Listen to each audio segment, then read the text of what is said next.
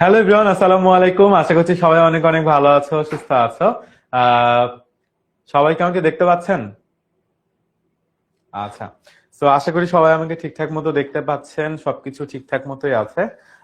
So গতদিন আপনাদের সায়েন্সের পর আজকে হচ্ছে আইসিটি ক্লাস। সো আজকে আমরা আইসিটি ক্লাস নিয়ে চলে আসলাম। আমরা খুবই রিল্যাক্স আইসিটি ক্লাস করব। আইসিটির ক্লাসের টপিক গুলো অনেক সহজ হবে, সায়েন্সের মতো এত জটিল এত কঠিন হবে না। ঠিক আছে, আমরা একদম খুব ইজিলি আইসিটি পড়তে পারবো। সো আইসিটি নিয়ে একদমই চিন্তা করার কোনোই কারণ নেই, ঠিক আছে।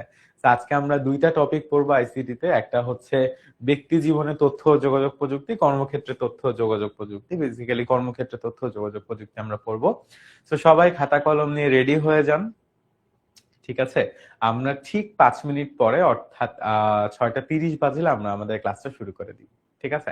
আচ্ছা, যারা গতদিনের ক্লাসে ছিলেন না তারা হয়তোবা আমাকে চিনেন না। তো যারা আমাকে চিনেন না তাদের জন্য, আমার নাম হচ্ছে জাকি আহমেদ। আমি 10 মিনিট স্কুলের senior ICT and general science instructor.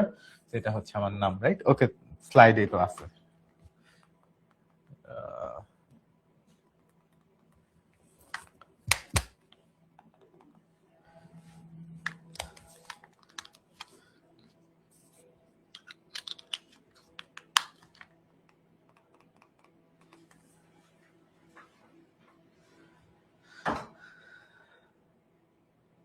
এই যে, রাইট। সো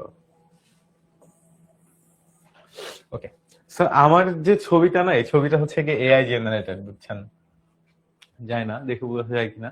আমার একটা ছবি দিয়ে বলছি যে আমাকে এরকম কোট প্যান্ট পরায় দাও, হ্যাঁ।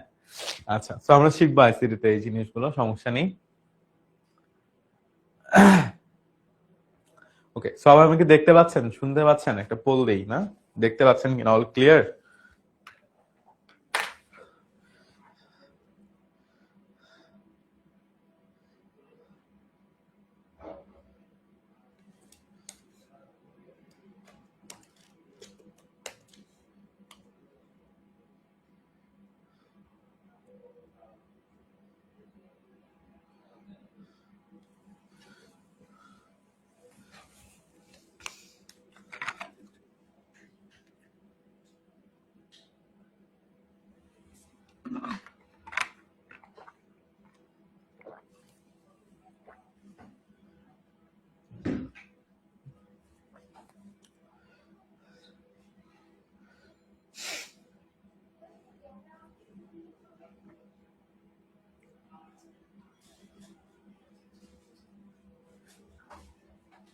ওকে, তো সবাই আমাকে ঠিকঠাক মতো শুনতে দেখতে পাচ্ছেন? 2-3 জন বলছেন যে দেখতে পাচ্ছেন না। আপনারা একটু অ্যাপ থেকে বের হয়ে যে আবার জয়েন করতে পারেন, আপনাদের ইন্টারনেট কানেকশনটা চেক করতে পারেন। আশা করি সবকিছু ঠিকঠাক থাকবে। হ্যাঁ, আবার অল গুড মানে এমন না যে আপনি ভালো আছেন কিনা, আপনি ভালো আছেন কিনা সেটাও জানা দরকার আসলে। কিন্তু এখানেও অল গুড বলতে আসলে বুঝিয়েছি যে আপনি দেখতে পাচ্ছেন কিনা, ঠিক আছে।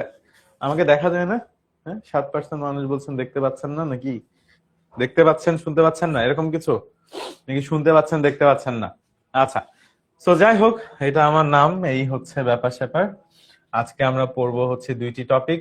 একটা হচ্ছে কি, একটা হচ্ছে কর্মক্ষেত্রে আইসিটি, তাই তো? আচ্ছা, আরেকটা হচ্ছে ব্যক্তি জীবনে তথ্য ও যোগাযোগ প্রযুক্তি, মানে আমাদের রেগুলার লাইফ আর কি। ওকে, তো চলেন আমরা শুরু করে দেই আমাদের পড়াশোনা।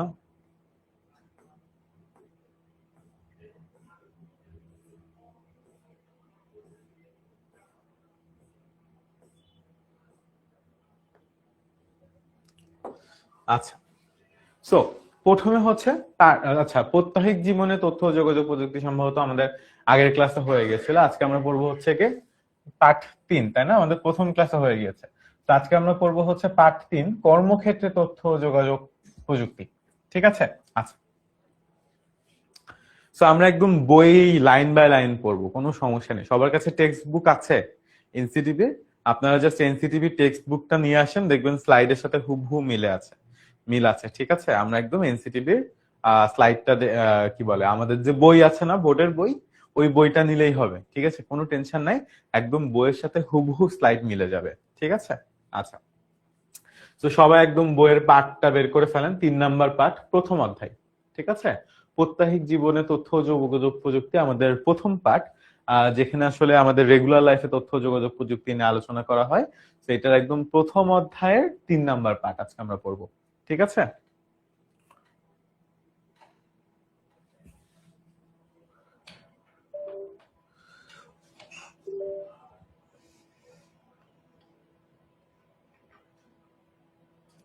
কাজ করছে একবার,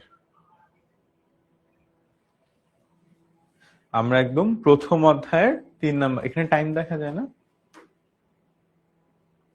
আমরা একদম 3 নাম্বার অধ্যায়ের প্রথম পাঠটা পড়বো, ঠিক আছে? সবাই বুঝতে পেরেছেন? আচ্ছা, যারা পরবর্তীতে ক্লাসে জয়েন করেছেন তাদেরকে আসসালামু আলাইকুম। যেহেতু কমেন্ট সেকশন অফ, আমি আসলে আপনাদের কারো কমেন্ট তো পড়তে পারছি না।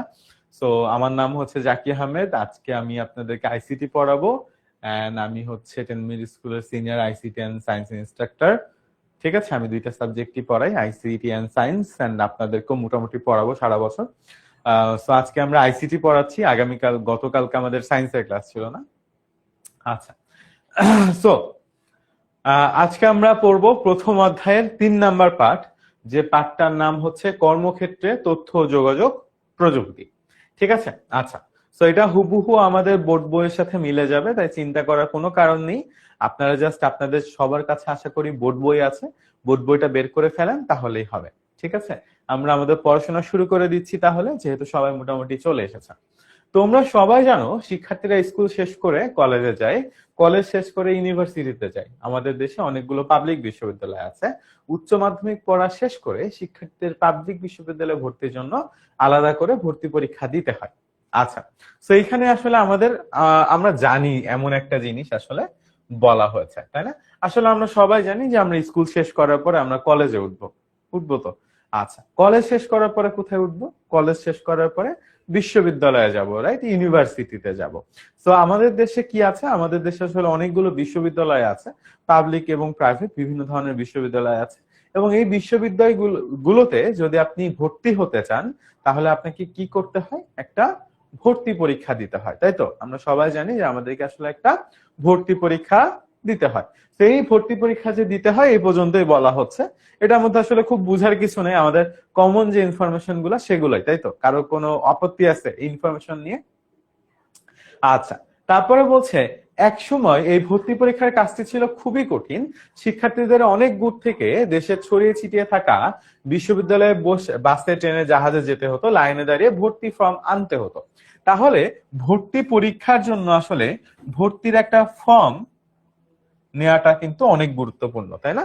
ভর্তি পরীক্ষার আগে কি করতে হয়? ভর্তি পরীক্ষার আগে একটা ফর্ম তুলতে হয়, মানে একটা আবেদনপত্র তুলতে হয়। এই আবেদনপত্রে আসলে কি থাকে? এই ফর্মগুলোতে আসলে আপনার যে ইনিশিয়াল ইনফরমেশন গুলো আছে সেই ইনফরমেশন গুলো থাকে, যেমন আপনার নাম, বাবার নাম, মায়ের নাম, আপনার জেলা কোথায়, আপনি কত সালে জন্মগ্রহণ করেছেন, আপনি এইচএসসি তে অর্থাৎ ইন্টারমিডিয়েট লাইফে রেজাল্ট কেমন করেছেন, এই যে ইনিশিয়াল যে ইনফরমেশন গুলা থাকে সেই ইনফরমেশন গুলা নিতে হয়, তাই তো? আচ্ছা, ভালো কথা। ফর্ম আনতে হতো, সেই ফর্ম পূরণ করে আবার তাদের সেই বিশ্ববিদ্যালয়ে যেতে হতো, ক্যাশ টাকা এবং ফর্ম জমা দিয়ে পরীক্ষায় প্রবেশপত্র নিতে হতো। অতঃপর সেই প্রবেশপত্র নিয়ে পরীক্ষা দিতে হতো। পরীক্ষা খাতা দেখা শেষ হলে ফলাফল প্রকাশিত হতো খবরের কাগজে। সেই ফলাফল দেখার সুযোগ দেখে যারা সুযোগ পেত তারা বিশ্ববিদ্যালয়ে ভর্তি হতো। তো আসলে এখানে কি করা হচ্ছে? এখানে আসলে বিশ্ববিদ্যালয়ে ভর্তি হওয়ার যে প্রক্রিয়াটি ছিল পূর্বে, আইসিটি আসার পূর্বে, সেই প্রক্রিয়াটিকে আসলে ব্যাখ্যা করা হচ্ছে।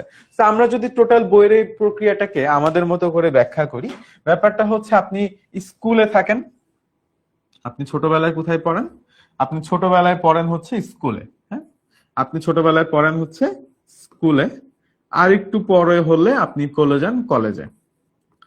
কলেজের পর, কলেজ পাশ করার পর আপনার যাওয়ার দরকার থাকে বিশ্ববিদ্যালয়ে।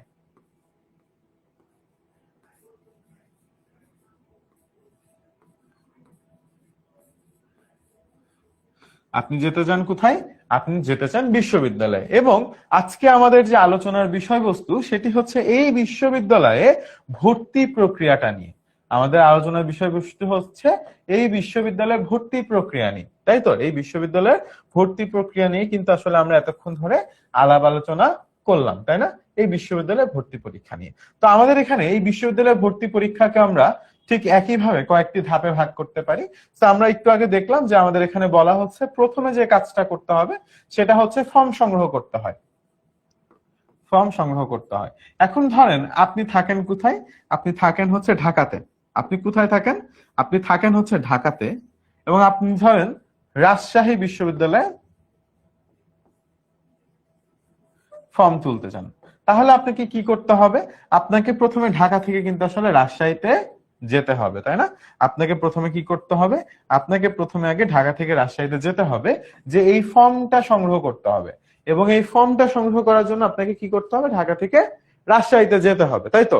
যাওয়ার পর কি করবেন? আপনি ফর্মটা পূরণ করে টাকা টাকা জমা দিয়ে বিশ্ববিদ্যালয়কে দিবেন। বিশ্ববিদ্যালয়ে দেখা যাবে যে সাথে সাথে আপনাকে প্রবেশপত্র দিয়ে দিতে পারে। আমরা সবাই প্রবেশপত্রের সাথে পরিচিত।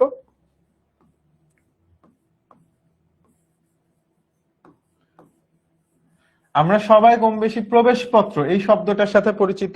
কারণ হচ্ছে আমাদের স্কুলেও যখন পরীক্ষা হয় তখনও কিন্তু আসলে আমাদের এই কি করতে হয়? প্রবেশপত্রটাকে নিতে হয়, তাই না? আমাদের স্কুলে পরীক্ষা হলো কি, আমাদের প্রবেশপত্রটাকে কিন্তু ঠিকই নিতে হয়, তাই না? প্রবেশপত্রটা স্কুলের পরীক্ষাতেও কিন্তু আসলে আমাদেরকে নিতে হয়। তো এই প্রবেশপত্রটার সাথে আসলে আমরা সবাই কম বেশি পরিচিত, তাই তো? আচ্ছা, তো এই প্রবেশপত্রটা আসলে আমাদেরকে নিতে হয়। তো বিশ্ববিদ্যালয় ভর্তি পরীক্ষার ক্ষেত্রে একই রকম, আপনাকে প্রবেশপত্র নিতেই হবে, তাই না? প্রবেশপত্র না নিলে তো আসলে আপনি বিশ্ববিদ্যালয়ে ভর্তি পরীক্ষা দিতে পারবেন না, তাই না? তো আপনাকে প্রবেশপত্র নেওয়া লাগতো, এবং এই প্রবেশপত্র নেওয়ার পরে যেটা করতে হইতো সেটা হচ্ছে, ধরেন আপনি ছিলেন কোথায়? আপনি ছিলেন হচ্ছে প্রথমে ঢাকাতে, তাই তো? এখন আপনি প্রথমে ঢাকা থেকে গেলেন কোথায়? রাজশাহীতে। রাজশাহীতে যে আপনি ফর্ম টর্ম ফিল আপ করে কি করলেন? ফর্ম টর্ম ফিল আপ করার পরে আপনি হচ্ছে গিয়ে টাকা টাকা জমা দিলেন। তারপর দেখা গেল বিশ্ববিদ্যালয়ে আবার কিছুদিন সময় নিল, আপনি আবার ঢাকায় চলে আসলেন। আপনি আবার কোথায় চলে আসলেন? আপনি আবার ঢাকায় চলে আসলেন। আসার পর বিশ্ববিদ্যালয়ে কিছুদিন পর দেখা গেল যে আপনাকে প্রবেশপত্র দিল, অথবা সাথে সাথেই দিল, ধরেন কিছুদিন পর অথবা সাথে সাথে দেখা যাচ্ছে আপনাকে প্রবেশপত্র দিল, আপনাকে আবার দেখা যাচ্ছে রাজশাহী যেতে হচ্ছে, রাজশাহী থেকে প্রবেশপত্র সংগ্রহ করে আপনাকে আবার ঢাকায় আসা লাগতেছে, ঠিক আছে? এবং তারপর যখন আবার ভর্তি পরীক্ষা হবে তখন আপনাকে আবার ভর্তি পরীক্ষা দিতে কোথায় যাওয়া লাগবে? আবার আপনাকে ভর্তি পরীক্ষা দিতে কিন্তু আবার আপনাকে দেখা যাচ্ছে রাজশাহী যাওয়া লাগছে, ঠিক আছে? আবার রাজশাহী যাওয়ার পর কি হচ্ছে? আবার রাজশাহী যাওয়ার পর আপনি ভর্তি পরীক্ষা দিয়ে আপনি আবার চলে আসতেছেন, আবার চলে আসতেছেন ঢাকাতে। তারপর দেখা যাচ্ছে যে আপনাকে পত্রিকাতে, তাই না? পত্রিকাতে আপনি দেখতে পাচ্ছেন যে রেজাল্ট দিয়ে দিল যে এই এই শিক্ষার্থী ভর্তির জন্য উত্তীর্ণ হয়েছে।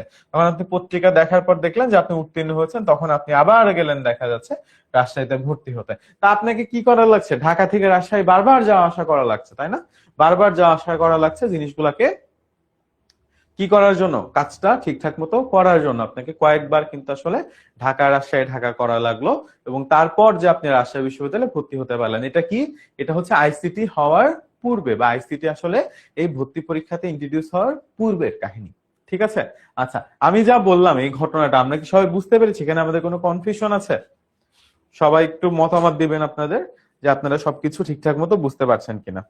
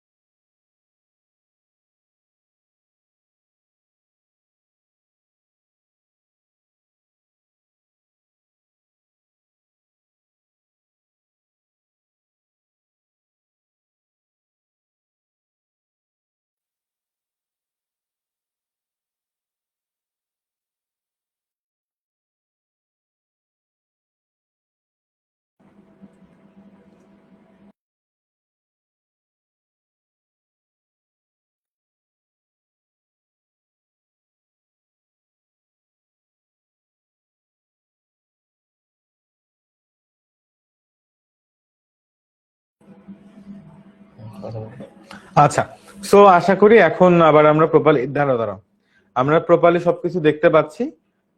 তো আমরা হচ্ছে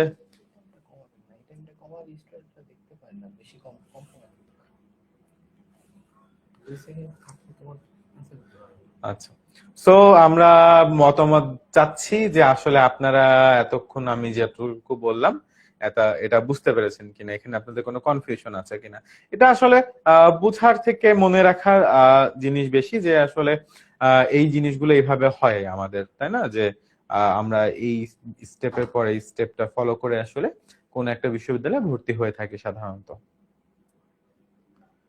আলহামদুলিল্লাহ, সবাই মোটামুটি বুঝতে পেরেছেন, যাক খুবই ভালো। ঠিক আছে। ও সবাই না, আবার কয়েকজন নাও ভোট দিচ্ছেন।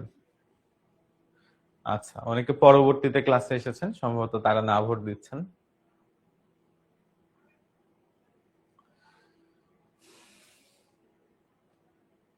আচ্ছা, আমি আবার বলছি, অনেকে হয়তো পরে জয়েন করেছেন একটু লেট করে। আমরা চেষ্টা করব সবাই ভাই আপুরা আমরা এক্সাক্ট টাইমে ক্লাসটা শুরু করি। আপনারা একদম এক্সাক্ট টাইমে চলে আসবেন, তাহলে যেটা হবে শুরুর যে সময়টা আছে এটা আসলে আমাদের নষ্ট হবে না, ঠিক আছে? কোনো কারণে হয়তো আসতে লেট হয়ে গেছে আজকে, সমস্যা নেই কোনো রকম। তো আমরা আবার শুরু থেকে বলি, সেটা হচ্ছে আজকে আমরা পার্ট 3 পড়ছি। এর আগে আমাদের পার্ট 1 আর 2 পড়া হয়ে গেছে আগের ক্লাসটাতে। এখানে আমরা পড়ছি যে কর্মক্ষেত্রে তথ্য যোগাযোগ প্রযুক্তি, ঠিক আছে? যে আমাদের কাজের ক্ষেত্র, কর্মক্ষেত্র মানে কি? কাজের ক্ষেত্র, কাজের জায়গা। কর্ম মানে আসলে কি? কাজ। হ্যাঁ, আর কর্মক্ষেত্র মানে কি? একটা আমরা বলতে পারি যে কর্মক্ষেত্র বলতে আসলে বোঝা যাচ্ছে যে কাজের জায়গা। হ্যাঁ, আমাদের একটা কাজের জায়গা, ঠিক আছে? আচ্ছা, সে হইতে পারে ধরেন আপনারা কেউ ডাক্তার হইতে চান, কেউ ইঞ্জিনিয়ার হইতে চান, হ্যাঁ, বা জীবনের বিভিন্ন পর্যায়ে আমরা আসলে বিভিন্ন কিছু হতে চাই। আমি যখন ছোট ছিলাম আমার কাছে মনে হতো যে আমি ধরেন আপনার কি বলে এটাকে ঝালমুড়ি বিক্রেতা হব, হ্যাঁ, একদম ছোটবেলায়। তারপর কয়েকদিন পর মনে হলো যে না, তাহলে বাসের হেল্পার হই, হ্যাঁ, অনেক টাকা পয়সা থাকে হাতে। এরকম এক একটা সময়, এখন এইচএসসি লাইফে যখন ছিলাম তখন মনে হলো যে আচ্ছা পাইলট হই। এক একটা সময় মানুষের এক একটা জিনিস হইতে মনে চাই হয়তোবা, বাট দিন শেষে সবাই একটা আসলে কর্মক্ষেত্রে প্রবেশ করে। আমি জীবনে কখনোই চিন্তা করিনি যে আমি আসলে আমার জীবনে কখনো শিক্ষক হব, ঠিক আছে? আমি আমার জীবনে ঝালমুড়ি বিক্রেতা বলেন, বাসের কন্ট্রাক্টর বলেন, ফুচকা চটপটি বিক্রেতা বলেন, তারপরে হচ্ছে আপনার পুলিশ আর্মি বলেন, তারপরে হচ্ছে পাইলট বলেন, মানে বিভিন্ন কিছুর আসলে পরিকল্পনা করেছিলাম বা ভেবেছিলাম বিভিন্ন বিভিন্ন পর্যায়ে। যখন একদম ছোট ছিলাম তখন একরকম ভাবতাম, হ্যাঁ, তারপর একটু বড় হলে আর একরকম, একটা পর্যায়ে এক রকম ভেবেছিলাম। কিন্তু মজার ব্যাপার হলো আমি আমার এই জীবনে কখনোই ভাবিনি যে আসলে আমি একজন ফুল টাইম টিচার হব। কিন্তু মজার ব্যাপার হচ্ছে আমি হয়ে গেছি কি, আমি হয়ে গেছি একজন ফুল টাইম টিচার। হ্যাঁ, সেটা জীবন খুবই অদ্ভুত। আপনি আসলে যেটা পরিকল্পনা করবেন সবসময় দেখা যাবে সেটা আপনার জীবনে হবে না। আবার দেখা যাবে যে আল্লাহ তাআলা আপনার জন্য যে পরিকল্পনাটা করে রেখেছেন সেটা হয়তো অনেক সুন্দর আপনার যে পরিকল্পনা ছিল সেটার থেকে, ঠিক আছে? আচ্ছা, তো যাই হোক, তো কাজের ক্ষেত্র বা কর্মক্ষেত্র মানে কাজের জায়গা আর কি। তো সেক্ষেত্রে আসলে তথ্য যোগাযোগ প্রযুক্তি কিভাবে আসলে প্রভাবিত করে আমাদের জীবনকে, ঠিক আছে? প্রভাবিত করে বলতে কিভাবে আসলে পরিবর্তন করে। হ্যাঁ, মানে তথ্য যোগাযোগ প্রযুক্তি আসার আগে কোনো একটা কাজ আমরা একভাবে করতাম, তথ্য যোগাযোগ প্রযুক্তি আসার পর সেই একই কাজটা আমরা দেখা যাচ্ছে একটু অন্যভাবে করছি। তো এই জিনিসটাকে বোঝানোর জন্য এখানে একটা উদাহরণ দেওয়া হয়েছে। আমরা সেই উদাহরণটাই পড়ছিলাম যে তথ্য যোগাযোগ প্রযুক্তি আসার আগে বিশ্ববিদ্যালয়ে ভর্তি পরীক্ষা কিভাবে হতো, বা একটা শিক্ষার্থীর বিশ্ববিদ্যালয়ে ভর্তি প্রক্রিয়াটা আসলে কেমন ছিল তথ্য যোগাযোগ প্রযুক্তি আসার পূর্বে বা আগে। বিশ্ববিদ্যালয়ে ভর্তি পরীক্ষার যে প্রক্রিয়াটা একজন শিক্ষার্থীর সেটা কেমন ছিল সেটাই আমরা পড়ছিলাম। তো আমরা আবার একটু যদি দেখি যে তোমরা সবাই জানো শিক্ষার্থীরা স্কুল শেষ করে কলেজে যায়, এটা আমরা সবাই জানি। আমরা কলেজ শেষ করে ইউনিভার্সিটিতে পড়ে, অর্থাৎ বিশ্ববিদ্যালয়ে পড়ে। আমাদের দেশে অনেকগুলো পাবলিক বিশ্ববিদ্যালয় আছে, অর্থাৎ সরকারি বিশ্ববিদ্যালয় আছে। পাবলিক বিশ্ববিদ্যালয় বলতে বোঝাচ্ছে সরকারি খরচে যে বিশ্ববিদ্যালয়গুলো চলে। এখন প্রশ্ন হলো এই সরকারি খরচে যে বিশ্ববিদ্যালয়গুলো চলে এগুলোকে কেন পাবলিক বিশ্ববিদ্যালয় বলে? পাবলিক শব্দটার অর্থ হচ্ছে জনগণ। পাবলিক হচ্ছে একটা ইংরেজি শব্দ, এই শব্দটার অর্থ হচ্ছে জনগণ, ঠিক আছে? তাহলে এখানে আসলে পাবলিক বিশ্ববিদ্যালয় বলতে বোঝায় সাধারণত জনগণের অর্থে। হ্যাঁ, পাবলিক শব্দের অর্থ সরাসরি যদি বাংলা করি তাহলে আমরা বলতে পারি জনগণ। তাহলে এখানে আসলে বোঝায় যে জনগণের অর্থে যে বিশ্ববিদ্যালয় পরিচালিত হয় সেটাকে আসলে বলা হয় পাবলিক বিশ্ববিদ্যালয়। এখন যেমন ধরেন ঢাকা বিশ্ববিদ্যালয়, এখন প্রশ্ন হলো তাহলে কি মানুষজন চাঁদা তুলে ঢাকা বিশ্ববিদ্যালয় চালায়? উত্তর হচ্ছে না। ঢাকা বিশ্ববিদ্যালয় চালায় কি আসলে সরকার, তাই না? বাংলাদেশের যে সরকার আছে তারা চালায়, কিন্তু এই সরকারকে আবার ট্যাক্স দেয় কারা? এই সরকারকে আবার ট্যাক্স বা আয়কর দেয় কারা? শুধু আয়কর না, বিভিন্ন রকমের কর হতে পারে। কর দেয় হচ্ছে দেশের জনগণ। যেহেতু দেশের জনগণ সরকারকে ট্যাক্স দেয়, সরকার সেই ট্যাক্সের টাকায় ঢাকা বিশ্ববিদ্যালয় চালায় বা সমস্ত পাবলিক বিশ্ববিদ্যালয়গুলো চালায়।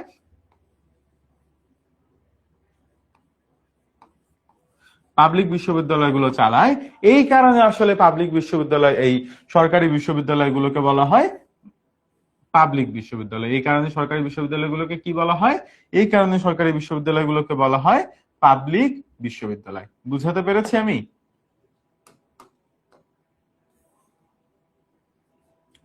আমরা কি বুঝতে পেরেছি যে কেন আসলে পাবলিক বিশ্ববিদ্যালয় বলা হচ্ছে? তার কারণ হচ্ছে যেহেতু সরকার এই বিশ্ববিদ্যালয়কে অর্থায়ন করে এবং সরকারকে সে অর্থটা দেয় জনগণ, এই জন্য আসলে এই বিশ্ববিদ্যালয়গুলোকে পাবলিক বিশ্ববিদ্যালয় বলা হচ্ছে। তো যে ভালো কথা, পাবলিক বিশ্ববিদ্যালয় বলা হচ্ছে। তো হ্যাঁ, আচ্ছা। এখন তো উচ্চ মাধ্যমিক পড়া শেষ মানে ইন্টারমিডিয়েট, বুঝছেন তো? এইচএসসি, উচ্চ মাধ্যমিক হচ্ছে বেসিক্যালি এইচএসসি। তো এইচএসসি পড়া শেষ করে শিক্ষার্থীরা পাবলিক বিশ্ববিদ্যালয়ে ভর্তির জন্য আলাদা করে ভর্তি পরীক্ষা দিতে হয়। হ্যাঁ, তো পাবলিক বিশ্ববিদ্যালয়ে যেহেতু অনেকেই ভর্তি হইতে চায় এবং যেহেতু পাবলিক বিশ্ববিদ্যালয় অবশ্যই যে কোনো একটা স্কুলে কি সিট লিমিটেড না, সিট কিন্তু ফিক্সড। তো এই কারণে কি হয়, একটা ভর্তি পরীক্ষা নেওয়া হয়, হ্যাঁ, যাতে আসলে কাকে ভর্তি সুযোগ দেওয়া হবে আর কাকে ভর্তি সুযোগ দেওয়া হবে না সেই জিনিসটাকে নির্ধারণ করা যায়। এই পর্যন্ত বলেছে। একসময় ভর্তি পরীক্ষার কাজটি ছিল খুবই কঠিন। শিক্ষার্থীরা অনেক দূর থেকে দেশে ছড়িয়ে ছিটিয়ে থাকা পাবলিক বিশ্ববিদ্যালয়ে বাসে, ট্রেনে, জাহাজে যেত এবং লাইনে দাঁড়িয়ে ভর্তির ফর্ম আনতো। তো এখন দেখেন বিশ্ববিদ্যালয় কিন্তু এমন না যে শুধু ঢাকাতেই আছে, এমন না যে শুধু ঢাকাতেই আছে, ঢাকাতে আছে, যশোরে আছে, হ্যাঁ, তারপরে ধরেন রাজশাহীতে আছে,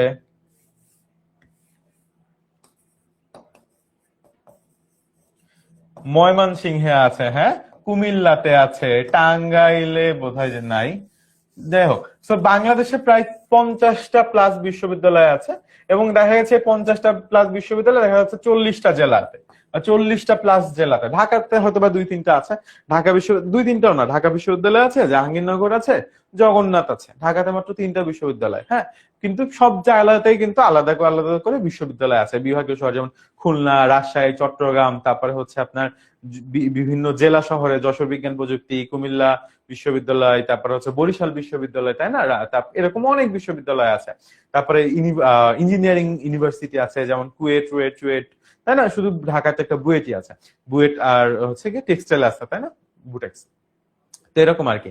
তো বাংলাদেশে দেখা যাচ্ছে যে ছড়িয়ে ছিটিয়ে আছে বিশ্ববিদ্যালয়গুলো। তো এখন আমি ধরেন ঢাকাতে থাকি বা আমি ধরেন রাজশাহী থাকি, এখন আমি তো কুমিল্লা বিশ্ববিদ্যালয়ে ভর্তি পরীক্ষা দিতে চাইতে পারি, আমি ময়মনসিংহতে যেতে চাইতে পারি, তাহলে আসলে আমাকে সারা বাংলাদেশে ভিজিট করা লাগছে।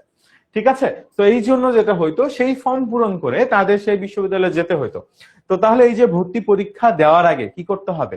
যে কোনো জায়গাতে আপনি যদি একটা ভর্তি পরীক্ষা দিতে চান, আপনি একটি স্কুল বলেন, কলেজ বলেন, মাদ্রাসা বলেন, বা আপনি হচ্ছে গিয়ে কি বলবো বিশ্ববিদ্যালয় বলেন, ফর্ম তুলতে হয় না?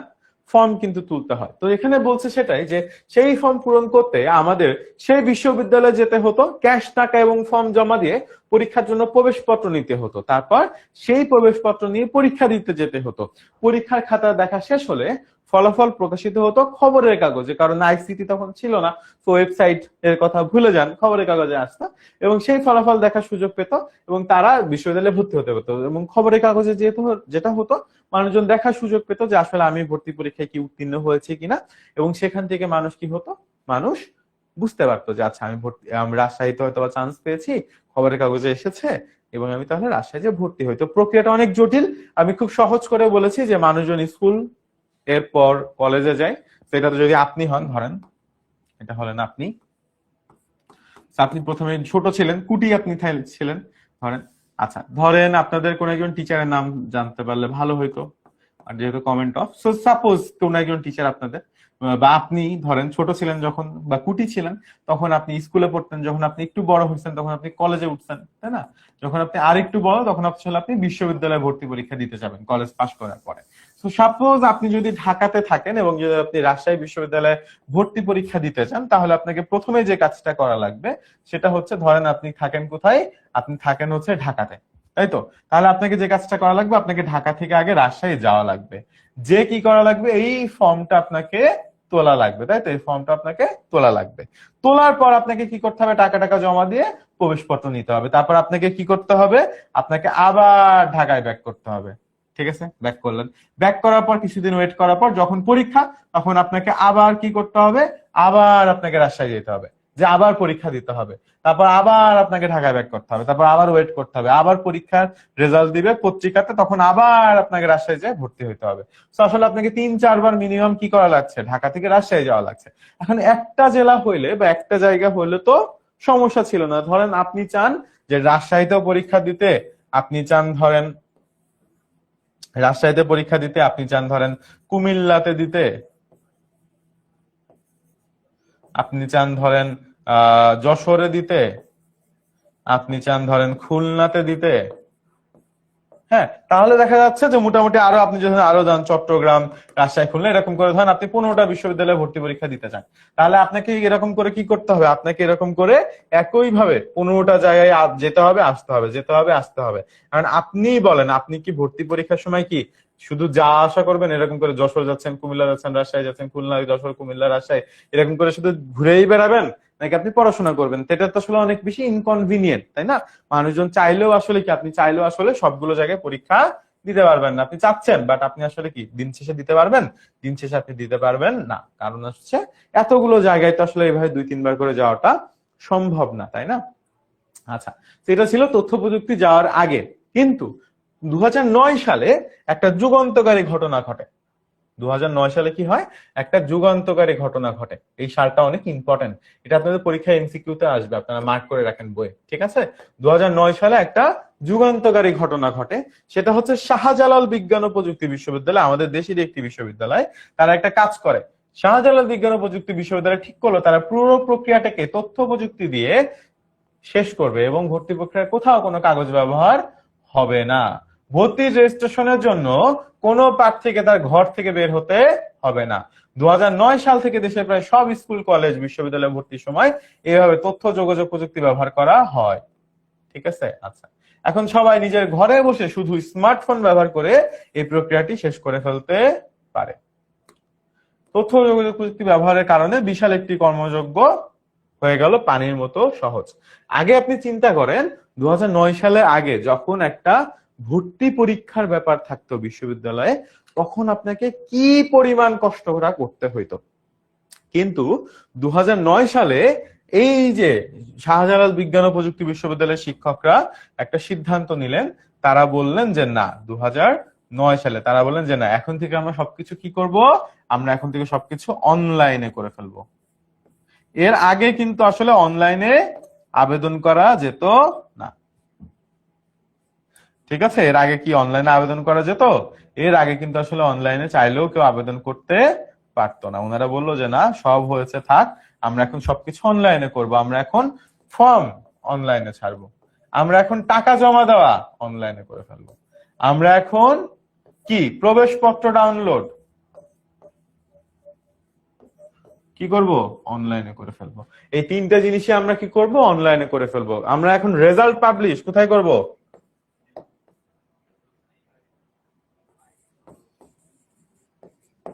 অনলাইনে করব।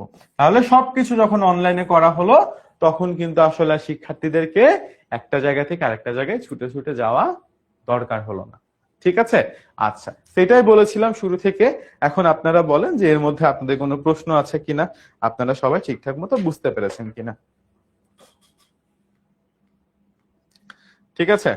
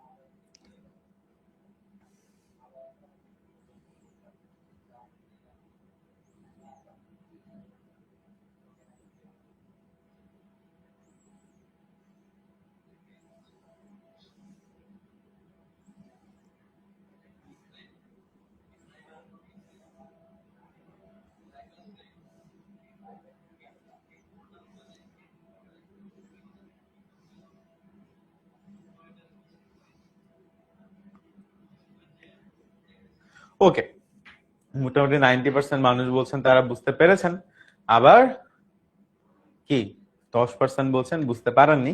আসলে আমার কি বুঝেন না এটা জানতে পারলে আমার জন্য সুবিধা হতো। ঠিক আছে, আচ্ছা যাই হোক, চলেন আমরা এরপরে বলছে যে কাগজ ব্যবহার না করে অফিসের কাজকর্ম করার এই বিষয়টি আমাদের দেশে মাত্র শুরু হলো, ধারণাটা কিন্তু নতুন নয়। তাহলে আমরা আসলে বলছি যে কাগজ ব্যবহার না করে কিন্তু আসলে আমরা কাজ করে ফেলছি, তাই না, অনলাইনের সাহায্যে।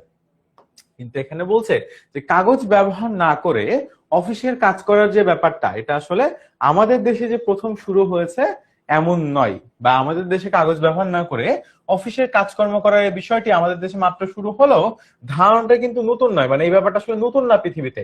1975 সালে, অর্থাৎ আমাদের স্বাধীনতার মাত্র 4 বছর পর, বিজনেস উইক নামে একটি ম্যাগাজিনে প্রথমবার এটি সম্পর্কে একটি প্রবন্ধ ছাপা হয়েছিল। কিন্তু তখন সেটি ছিল শুধুই কল্পনা বিজ্ঞানের মতো, কারণ এটি বাস্তবে রূপ দিতে হলে অফিসে সবার কাছে একটি কম্পিউটার থাকতে হবে, যেটি তখন কেউ চিন্তাও করতে পারতো না। ঠিক আছে, আচ্ছা তাহলে এই সম্পর্কে আসলে একটা রচনা, প্রবন্ধ, আমরা যে স্কুলের যে ম্যাগাজিনে আমরা অনেক সময় রচনা লিখি না, যে আসা প্রবন্ধ, বা আমরা অনেক সময় আমাদের পরীক্ষার হলে প্রবন্ধ লিখি না, রচনা লিখি, রচনাটাই আসলে প্রবন্ধ। ঠিক আছে, রচনার প্রবন্ধের মধ্যে খুব বেশি আসলে পার্থক্য নয়, একই জিনিস।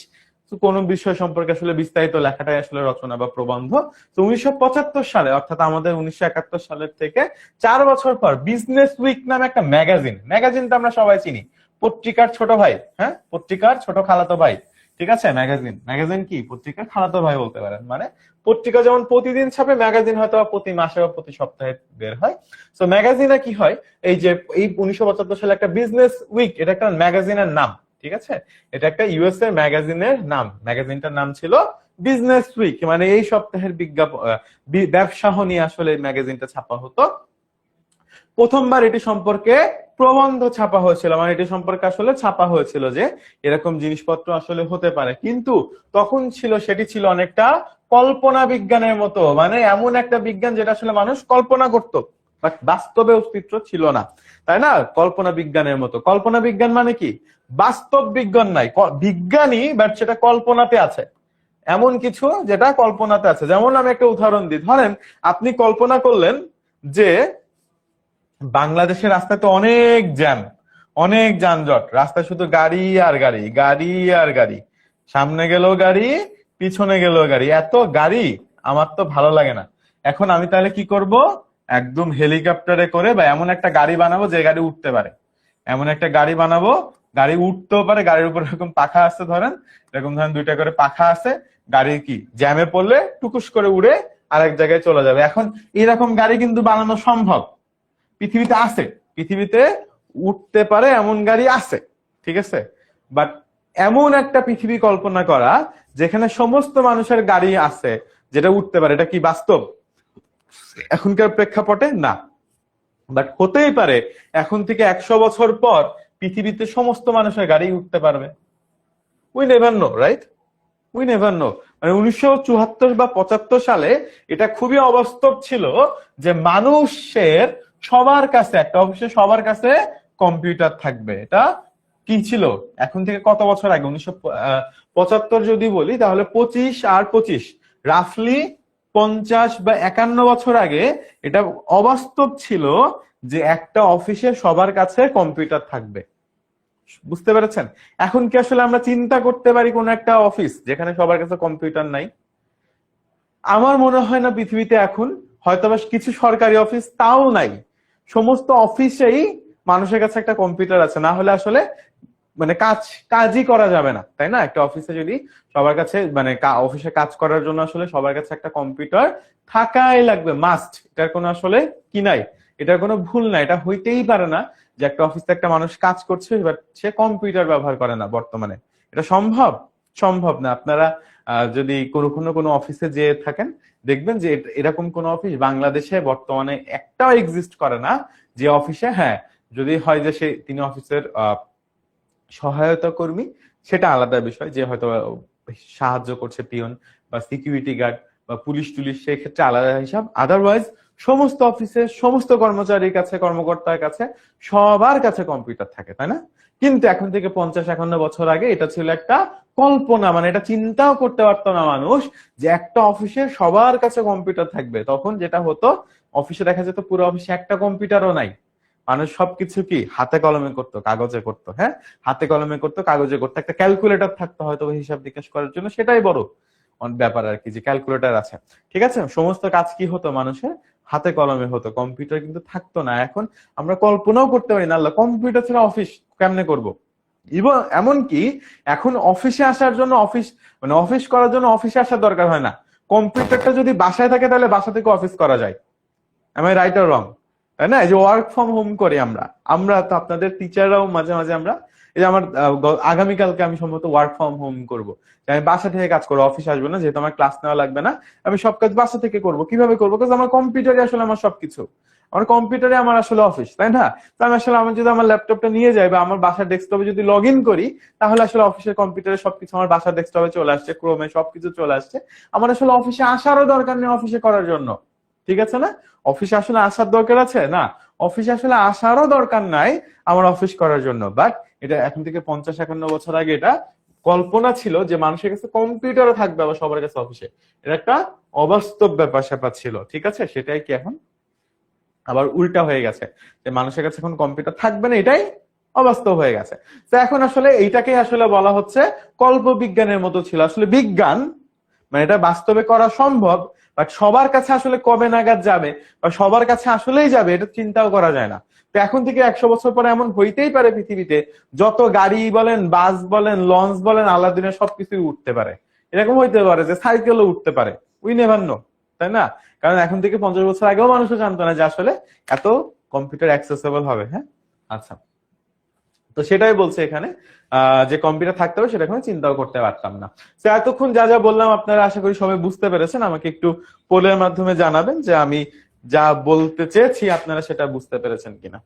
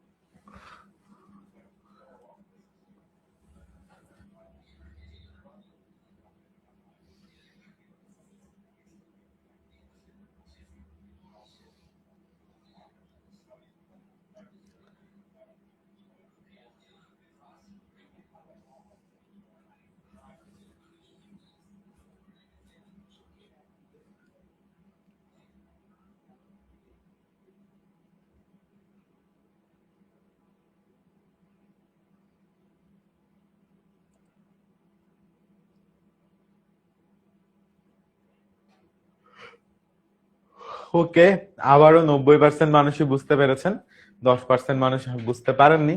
আমি জানি না এই 10% মানুষের কি সমস্যা হচ্ছে। আমি যদি বুঝতে পারতাম আমার জন্য খুব সুবিধা হতো। যাই হোক, ওকে।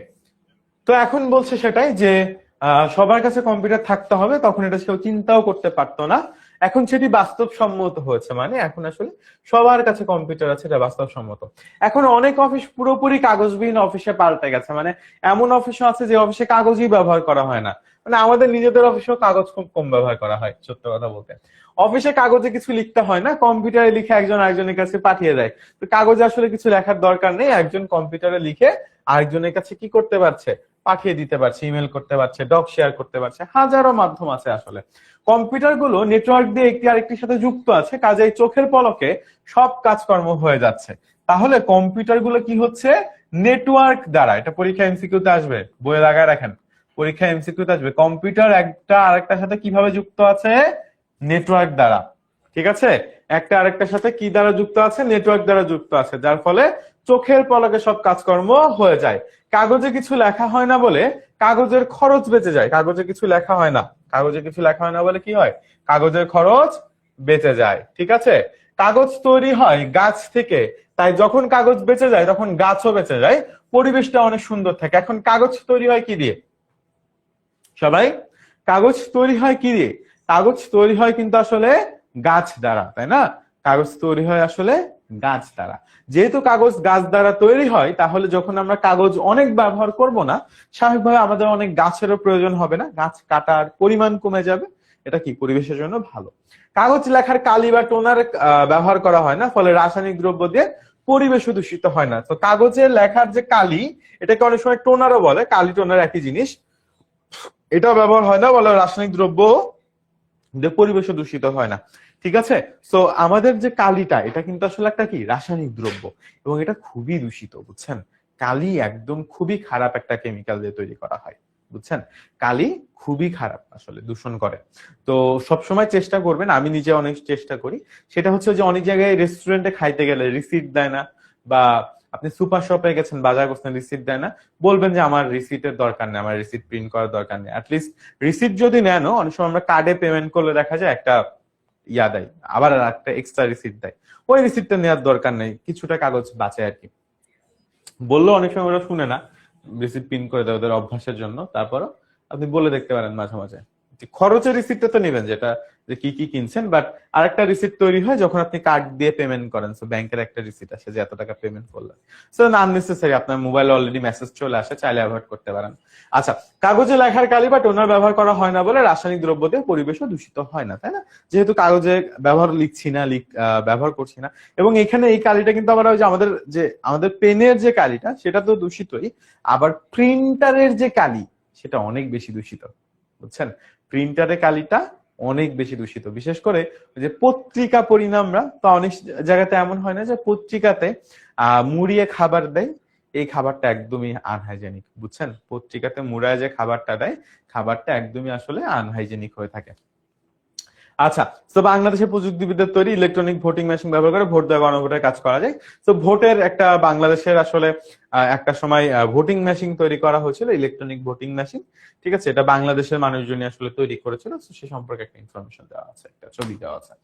যাই হোক, যতদিন যাচ্ছে কম্পিউটার ও মনিটর গুলো বড় হচ্ছে, তাই সেখানে কিছু একটা পড়ার কাজটি হয়েছে যাচ্ছে অনেক সহজ।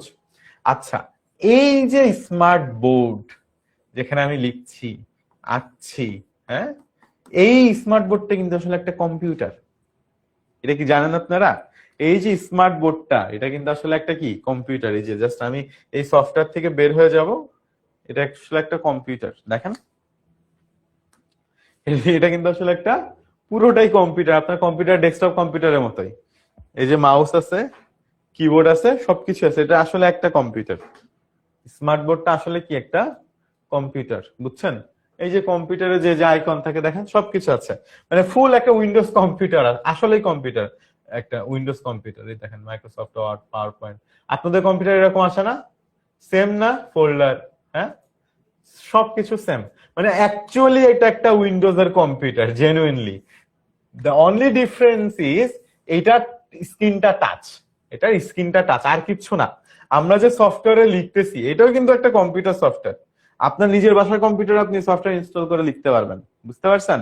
এটাও কিন্তু আসলে একটা computer software. The only difference is আপনার বাসার কম্পিউটার আর আমার এই কম্পিউটার, এটার স্ক্রিনটা টাচ, দ্যাটস ইট, আর কিন্তু কিছু নাই। যে স্মার্ট বোর্ড, এটা কিন্তু আসলে কিচ্ছু না, এটা just a computer, but yeah বড় এটার মনিটরটা।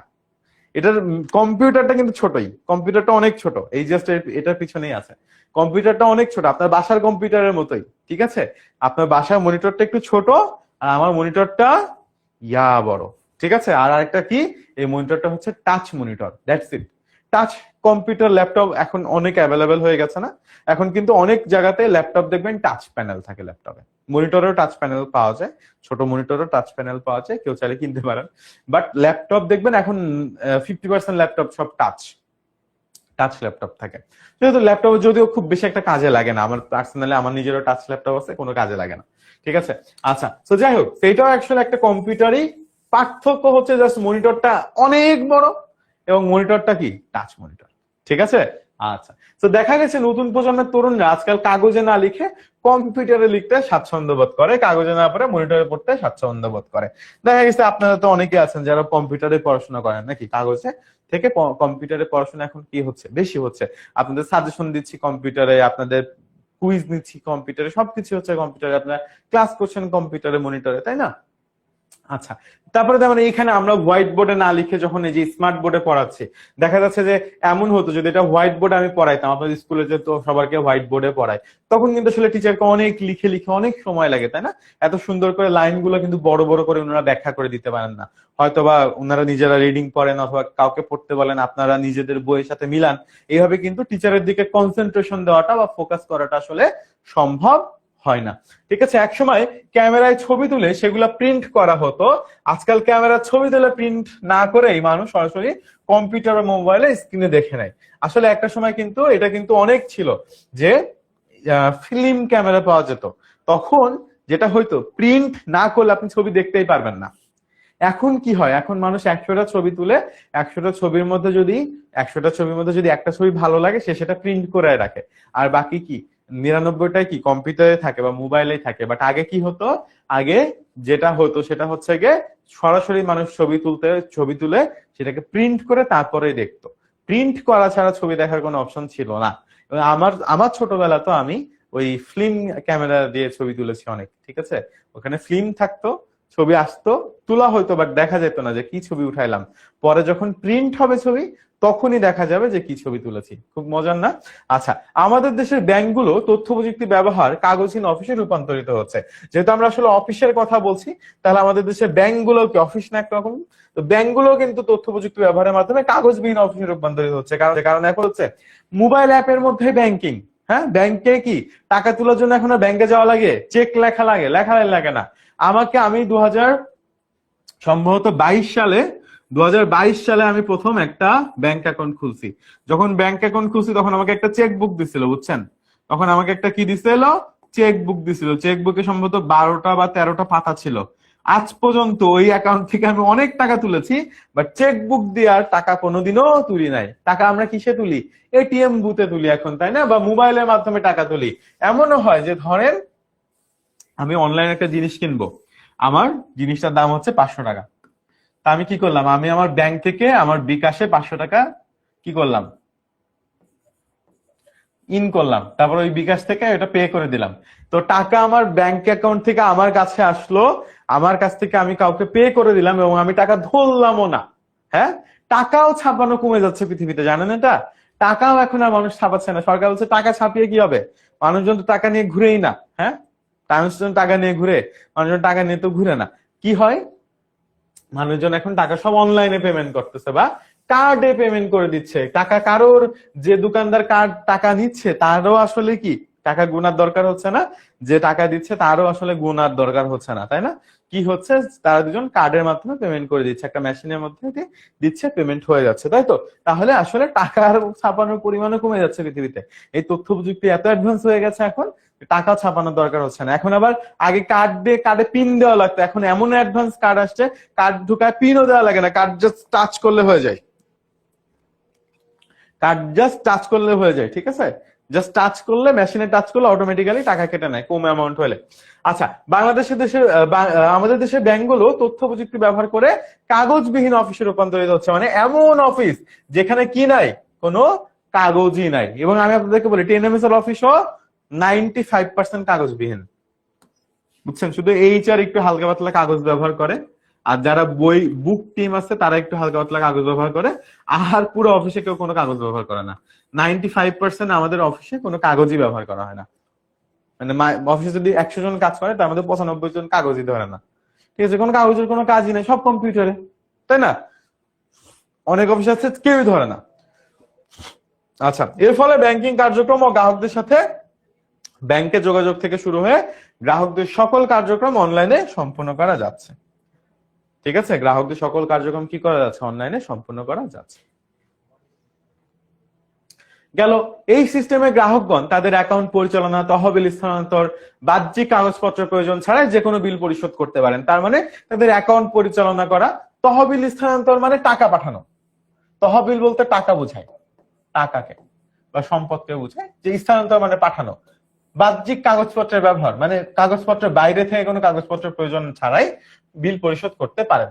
মোবাইল ফোনে নির্দিষ্ট অ্যাপের সাহায্যে ব্যাংকে লেনদেন, ইউটিলিটি বিল পরিশোধ। ইউটিলিটি বলতে বিদ্যুৎ, কারেন্ট বিল, বিদ্যুৎ বিল, পানির বিল, এগুলা। হ্যাঁ, বিদ্যুৎ, পানি, ময়লা, এগুলাকে ইউটিলিটি বলে। ঠিক আছে। আচ্ছা, বিল পরিশোধ করা যায়, কেনাকাটা করা যায়, বাস, ট্রেন ও বিমানের টিকিট কাটা সহ নানাবিধ সেবা গ্রহণ করা যায়। আমরা আসলে সবাই এটা জানি। ঠিক আছে। তো এই ছিল হচ্ছে কি আজকে আমাদের পড়াশোনা। এইটুকুই, যে কর্মক্ষেত্রে আসলে কিভাবে তথ্য যোগাযোগ প্রযুক্তি আমাদের জীবনকে পরিবর্তন করছে, কর্মক্ষেত্রে আসলে কিভাবে তথ্য যোগাযোগ প্রযুক্তি আমাদের জীবনকে পরিবর্তন করছে। তো আমি আপনাদেরকে পোল দেই একটা, যে আপনারা সবাই বুঝতে পেরেছেন কিনা, তারপর আমরা কিছু এমসিকিউ প্র্যাকটিস করব। ঠিক আছে। আজকে ক্লাসে যা যা পড়াইলাম খুব সহজ না, একদম ইজি ইজি টপিক। সবাই কি বুঝতে পেরেছেন?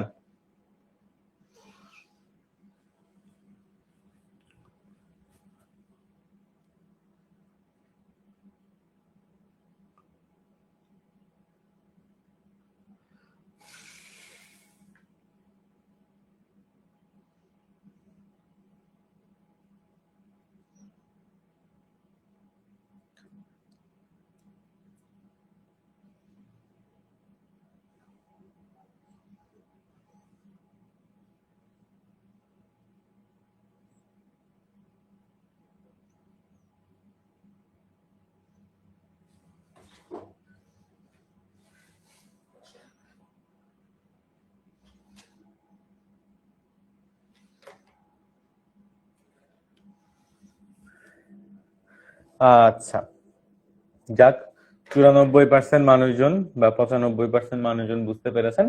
এখন আমরা এই এমসিকিউ গুলা প্র্যাকটিস করি।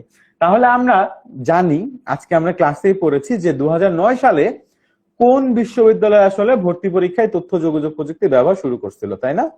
আজকে আমরা ক্লাসে পড়ছি না, মনে আছে? ক্লাসে কিন্তু দেখাইছি, তাই না? তাহলে কোনটা হবে বলেন তো?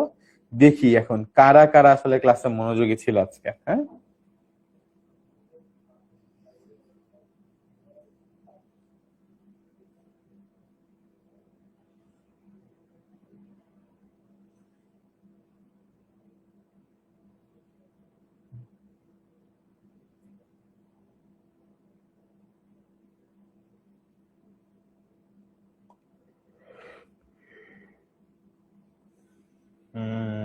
বাহ, সবাই মোটামুটি রাইট অ্যান্সার দিচ্ছেন। শাহজালাল বিজ্ঞান ও প্রযুক্তি বিশ্ববিদ্যালয়।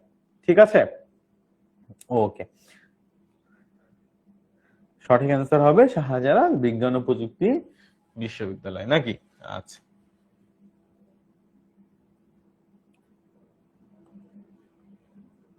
ওকে, আমরা পরের অপশনে যাই। কাগজবিহীন অফিসের ধারণা প্রথম প্রকাশিত হয় কোন সালে? আমরা বলেছিলাম যে স্বাধীনতার পরপরই, নাকি? আমাদের দেশে স্বাধীনতার পরপরই আসলে এই ধারণাটার প্রথম প্রবর্তন শুরু হয়।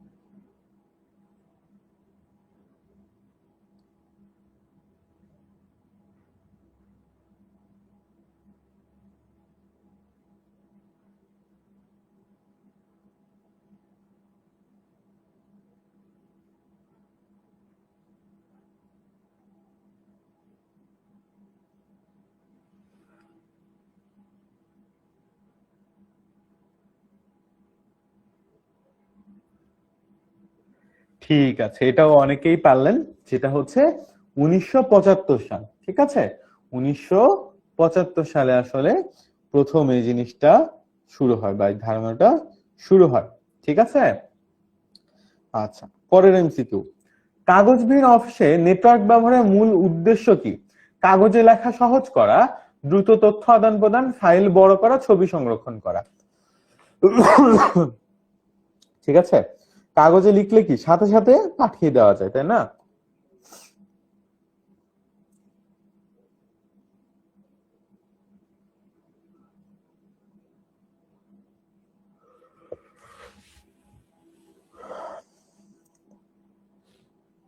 কাগজবিহীন অফিসে নেটওয়ার্ক ব্যবহারের মূল উদ্দেশ্য কি?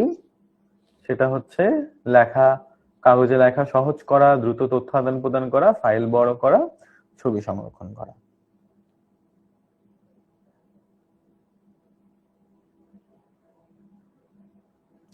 যারা আগের পোলগুলোতে ভুল করেছেন তারা এটাকে ঠিক করার চেষ্টা করেন।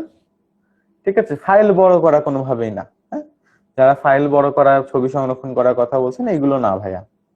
ঠিক আছে, এটার মূল উদ্দেশ্য ছিল কি বলেন? এটার মূল উদ্দেশ্য ছিল হচ্ছে দ্রুত তথ্য আদান প্রদান করা। হ্যাঁ, দ্রুত তথ্য আদান প্রদান করা যায়, এটাই ছিল এর মূল উদ্দেশ্য।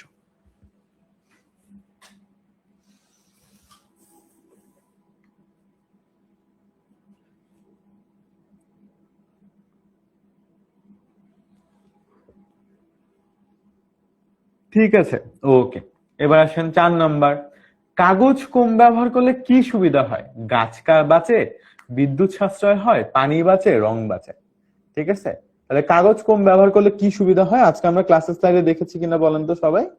আমরা কিন্তু আজকেই দেখেছি ক্লাসে, তাই না? যে কাগজ যদি আমরা কম কাটি তাহলে কাগজ যেটা থেকে তৈরি হয় সেটা কি হয়? সেটা সংরক্ষণ হয়, তাই না? সেটা বাঁচে। তাহলে সবাই দ্রুত এটার আনসার করে ফেলেন।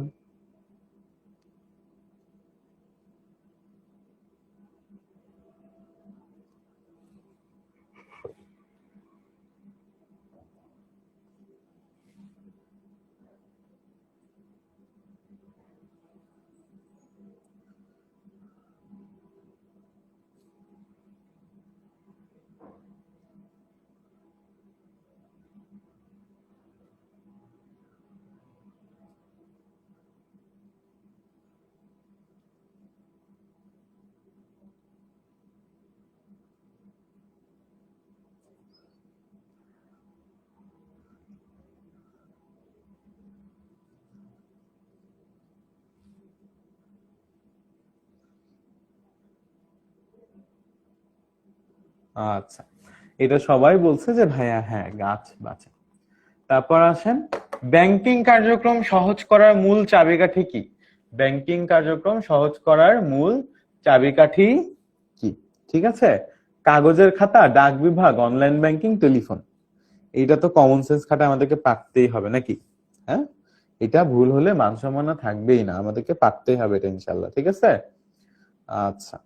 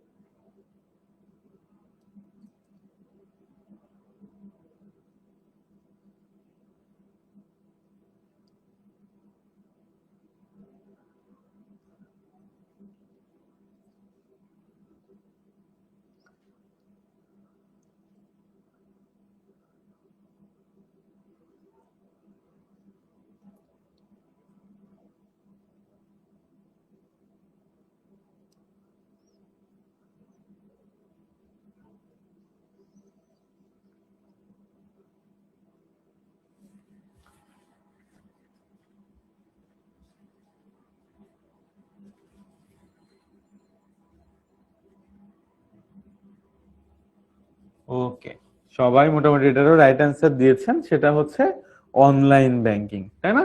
এটার উত্তর কি হবে? এটার উত্তর হবে অনলাইন ব্যাংকিং।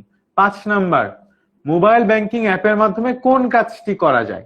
ছবি আঁকা, গান শোনা, টাকা লেনদেন, বই পড়া। ঠিক আছে, আচ্ছা, তাহলে আমরা 6 নাম্বারে চলে যাই। 6 নাম্বার,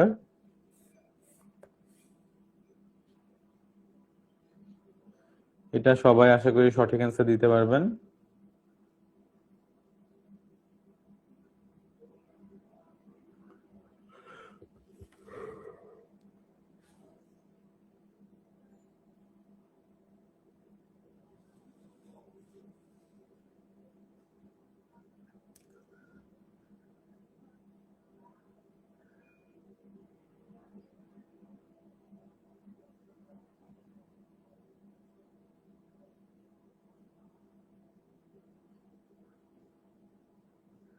ওকে, এটাও মোটামুটি সবাই রাইট অ্যান্সার দিয়েছেন, ম্যাক্সিমাম মানুষই, যে টাকা লেনদেনের জন্য, তাই না? টাকা লেনদেনের জন্য।